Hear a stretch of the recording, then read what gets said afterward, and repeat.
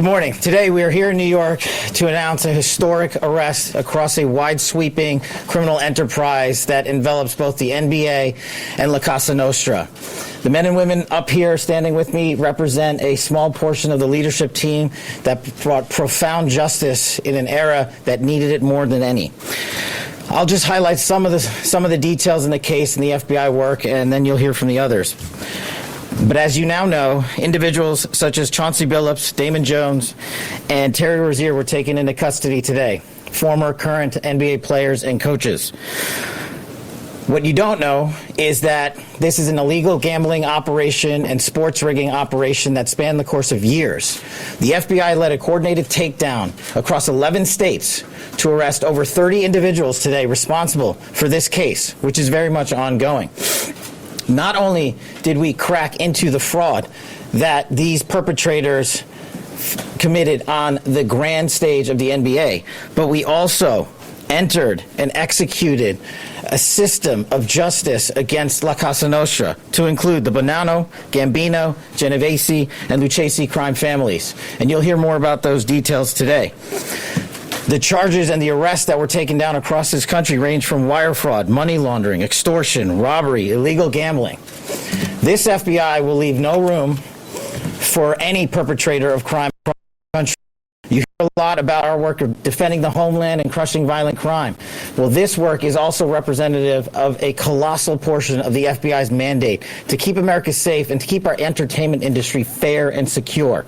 The men and women that are standing up here today worked tireless hours, days, months, and years. And the fraud is mind-boggling. It's not hundreds of dollars. It's not thousands of dollars. It's not tens of thousands of dollars. It's not even millions of dollars. We're talking about tens of millions of dollars in fraud and theft and robbery across a multi-year investigation. These players are cooked, bro. They're absolutely cooked. And I've always felt as though any major sports is completely rigged, in addition to the individual crime that they doing. And I'm going to get into that in a minute. But Damon Jones was named. Chauncey Billups was named. Terry Rozier, which is crazy because he made like $160-something million, and he's still in the NBA. And all of these people have gotten arrested. But it just shows you a couple different things. That all of these people got gambling problems. All of them also have financial problems despite how much money they made. And all of it is corrupt. And so it's crazy to think how addicted everybody is to sports betting and sports gambling right now. And everything is basically rigged because you can't control the players. What is also mind-boggling is the fact that all of these people are willing to risk their careers, and they've mortgaged their futures in order to get involved with crime families, with the mob that is basically running illegal poker and controlling sports betting. It's crazy, bro. This is absolutely insane. And we could not have done it without our interagency partners that are before us today. The NYPD, HSI, and teams of law enforcement officials from around the country made this day possible.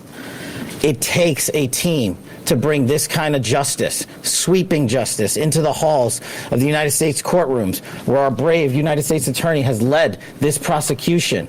It takes courageous prosecutors to stand before you and say, we will not allow this kind of illicit activity to happen, not only at the national sporting level, but also where it hides in La Cosa Nostra. And when these two collided together, they perpetrated a fraud that is historic in terms of not just money, but the scheme and the deceit that they utilize to steal and swindle people from money, to include crypto fraud. This is an operation that showcases to you that under President Trump's administration, there is no room for any type of criminal behavior, be it on the world's largest stage or in the back rooms of tiny parlors where card games are being played. We are proud to stand here today with the men and women of the FBI and this legal team. And to the United States Attorney, I just want to thank you personally for taking the time to display the work that the media is about to hear about today in detail.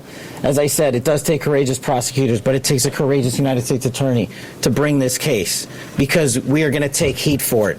But we don't shy away in this administration. We don't say no. What we do is we bring the results across the finish line. We bring them to the public. We bring you accountability. And yes, they will have their day in court, and you will hear the evidence through the court system exclusively. We will not deny anyone of due process. And that's the brilliance of this system. That's the brilliance of this administration. Everyone will be held to account. So with that, I turn it over to United States Attorney Nosella. Thank you. I would hate to have the type of career that I've had and some of these players, current and former NBA players, in addition to all of the regular people, for being involved in this type of stuff. And you just got to understand that the higher up you go, the harder it falls. The more money you make, the more you got to be careful, the more you need to be responsible with the things that you're supposed to take care of, because it can result in stuff like this. And you're getting it direct from the FBI's mouth. Thank you, Director Patel. To be clear, we're announcing today indictments in two major cases, both involving fraud. One involves sports betting, and the other involves illegal gambling, very specifically rigged poker games. The first indictment involves 6 defendants who are alleged to have participated in one of the most brazen sports corruption since online sports betting became widely legalized in the United States. This scheme is an insider sports betting conspiracy that exploited confidential information about National Basketball Association athletes and teams. The second indictment involves 31 defendants alleged to have participated in a nationwide scheme to rig illegal poker games. These defendants, which include former professional athletes, used high-tech cheating technology to steal millions of dollars from victims in underground poker games that were secretly fixed. The games in the New York area were backed by the Bonanno, Gambino, and Genovese crime families of La Cosa Nostra. While the cases are separate, there are 3 overlapping defendants charged in both cases: Damon Jones, Eric Ernest, and Shane Hennon. The indictments in these cases contain only allegations, and the defendants are presumed innocent until they are proven guilty in a court of law. But my message to the defendants who've been rounded up today is this: your winning streak has ended. Your luck has run out. Violating the law is a losing proposition, and you can bet on that. First, I would like to talk about United States versus Ernest, the NBA basketball gambling case. The defendants in this case are Eric Ernest, Marvez Farley, Shane Hennon, De Niro Laster, Damon Jones, a former NBA player and coach, and Terry Rozier, a current NBA player. Other co-conspirators were previously charged for their roles in the scheme, including former NBA player Jontay Porter. Between December 2022 and March 2024, these defendants perpetrated a scheme to defraud by betting on inside, non-public information about NBA athletes and teams. The non-public information included when specific players would be sitting out future games, or when they would pull themselves out early for purported injuries or illnesses. They relied on corrupt individuals, including Jones and Rozier. They also misused information obtained through long-standing friendships that they had with NBA players and coaches. And in at least one instance, they got their information by threatening a current player, Porter, because of his pre-existing gambling debts. Defendants used this non-public information to place hundreds of thousands of dollars in fraudulent bets, mostly in the form of prop bets on individual player performance. The bets were placed through online sports books and also in person at casinos.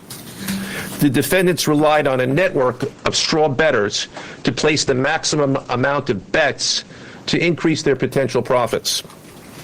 Most of these bets succeeded, and the intended losses were in the millions of dollars. That's crazy, bro. That is absolutely insane. Let me know what y'all think inside of the comments. Make sure y'all tap into the Patreon. Link is in the description. Teach Henley, 40% off your first order, 20% off for life. I love you. I appreciate you. I'm gonna keep on top of this, guys.